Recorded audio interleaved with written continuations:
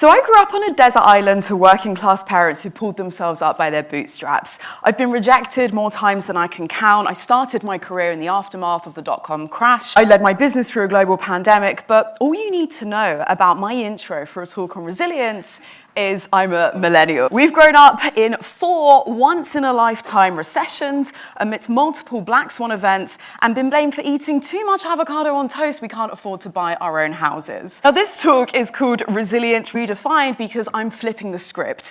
With burnout rates rising, a loneliness epidemic, an era of polycrisis, it's not good enough to simply preach, we need to just be more resilient. So the first thing you need to do is play games you can win. We all have strengths and weaknesses, but we overlook the ace cards we already have up our sleeves. Now, to give you a real-world physical example of this, the 28 times winning Olympic swimmer Michael Phelps has a long torso and relatively short legs, a physical build naturally suited for swimming. Hicham El Guerrouj, on the other hand, has a shorter torso and longer legs, making him naturally suited for running. They are playing games they can win. What games are you playing that you can win? And I'm obsessed with these examples of individuals who are singular in pursuit of excellence with their craft. Now, I'm not saying we all need to job your love, but we do need to find something that we care about enough that gets us excited. Because yes, resilience is a non-negotiable, but the best precursor to your persistence is just because you love it. You have to enjoy the process. Now, another flip the script on resilience is to maybe quit, And what am I doing? Talking about quitting in a talk about resilience, but sometimes you do need the wisdom to know the difference. Throwing in the towel might be a bit drastic, so instead you need to pivot. It then becomes a discovery process, not a test in resilience. Because as Thomas Edison once said, I have not failed, I have just found 10,000 ways that won't work. For example, I'm sure you all have a little app on your phone called Instagram. Ring any bells? Instagram, I don't know if you already knew this, but started out as something completely different. It was called Bourbon, and it was a location-based check-in app. Twitter as well, another example. X used to be Audio, a podcasting platform. Pinterest started out as a mobile shopping app called Tote, and who knew that Slack was born out of a failed video game called Glitch? So these are all examples of pivots, which we see very often in this world of startups and scale-ups, and sometimes we need to apply that to our own individual career paths. Do we need to pivot? Is this simply part of the discovery process in traction and less about a test in resilience? Now, I deliver a separate talk all on hacking luck, where I talk about all of the components into how we can stack the odds in our favor. But the 2 most important factors here are risk and resilience.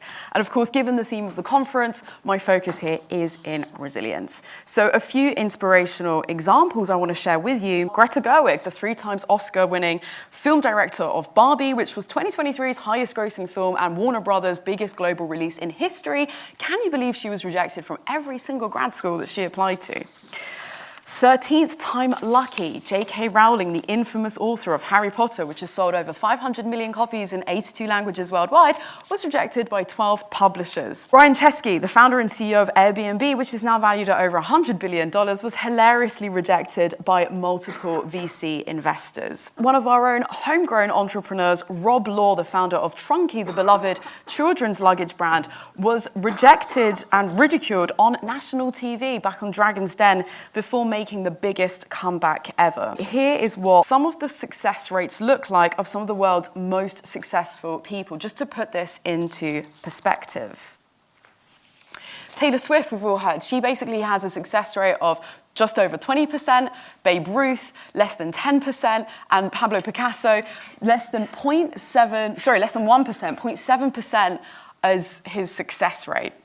And with social media breeding comparisonitis today, thinking that everyone else is doing better than you, I want to put things back into perspective. An image is worth 1,000 words, and I love this image that I use time and time again as that reminder of what we see on people's Instagram and LinkedIn. It is never the reality.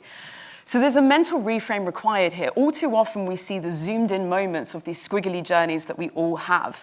The reality is these are all part of the squiggly journey, and failing is simply part of that. We just need to make sure that we are failing forwards. Now, here's some data to back up the importance of that resilience and that discovery process in getting traction. It has actually been proven that the more times that you try, the more likely you are to succeed. Ladies and gentlemen, thank you so much for listening. If you take anything away from this talk, it is to play games you can win. Please connect with me and tell me what game you're playing to win. Thank you so much.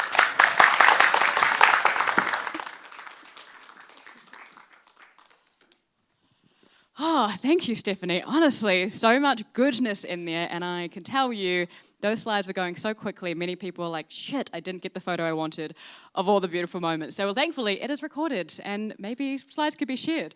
But that was such a powerful wrap-up to such a variety of conversations that we've had from these 5 incredible Ignite talks. So thank you all so much for what you have shared.